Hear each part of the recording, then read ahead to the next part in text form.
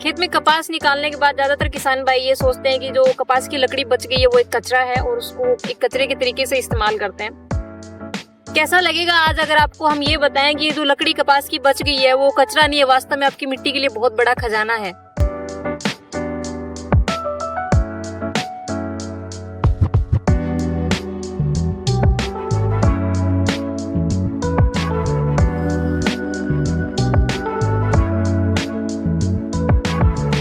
नमस्कार, मैं सुमन सिंह आपका स्वागत करती हूँ। आज हम आपको बताने वाले हैं कि कपास निकालने के बाद में उसकी बची हुई लकड़ी किस तरीके से हमारी मिट्टी के लिए फायदेमंद साबित हो सकती है। इस लकड़ी को काट कर हमें मिट्टी में मिला देना है। इसको करना कैसे, इसका प्रोसेस बड़ा ही आसान है। इसको श्रेडिंग की सहायता से अथवा रोटावेटर की सहायता से काट करके हमें बारीक टुकड़ों में करके इसको मिट्टी में मिक्स कर देना है। यदि आप श्रेडिंग नहीं करवा सकते हो, मशीन नहीं है, तो आप इसको रोटावेटर की सहायता से भी मिट्टी के अंदर पलट सकते हैं। उसके बाद आप उसके ऊपर वेस्ट डिकम्पोजर घोल का छिड़काव कर सकते हैं। वेस्ट डिकम्पोजर घोल का छिड़काव करने से फायदा ये होगा कि इसकी जो अपघटन की प्रक्रिया यानी लकड़ी के सड़ने की जो प्रक्रिया वो थोड़ा तेज हो जाएगी। साथ ही साथ आप मिट्टी में नमी भी बनाए रखें। उसके बाद ये कि ये करना कब है, तो भारत देश के अंदर लगभग नवंबर से जनवरी तक पूरी कपास निकल करके खाली हो जाती है। तो जैसे आपकी कपास निकल गई उसके तुरंत बाद ये प्रक्रिया आप करें, क्योंकि जितना जल्दी आप करेंगे उतना जल्दी ही आपका खेत जो वो अगली फसल के लिए तैयार हो पाएगा।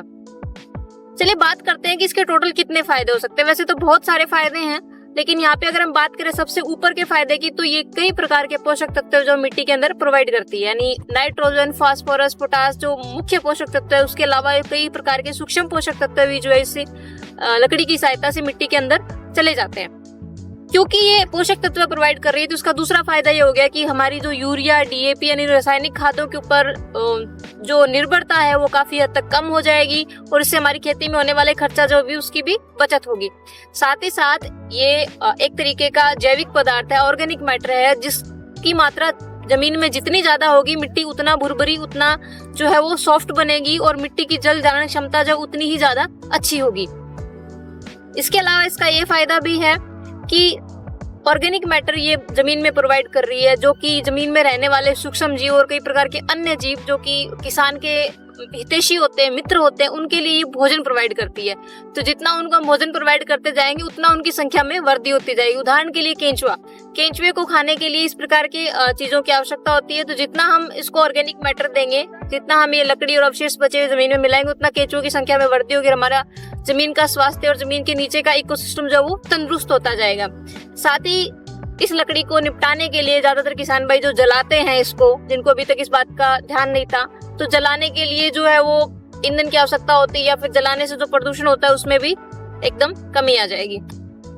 तो ध्यान रहे, ये केवल कपास के बारे में नहीं है। कपास के अलावा जितनी भी फसलें बच गई है, जिनसे हमने पैदावार ले ली, उसके बाद उनके बचे हुए अवशेष कभी भी कचरा नहीं होते हैं। आप उनको उसी स्थान पर मिट्टी में वापस मिला दे तो वो कई तरीके से हमारी मिट्टी का स्वास्थ्य सुधारने में हमारी सहायता कर सकते हैं। धन्यवाद। वीडियो देखने के लिए आपका बहुत बहुत धन्यवाद। ऐसी ही जानकारी भरे और वीडियोस देखने के लिए मटेरा के चैनल को सब्सक्राइब अवश्य करें।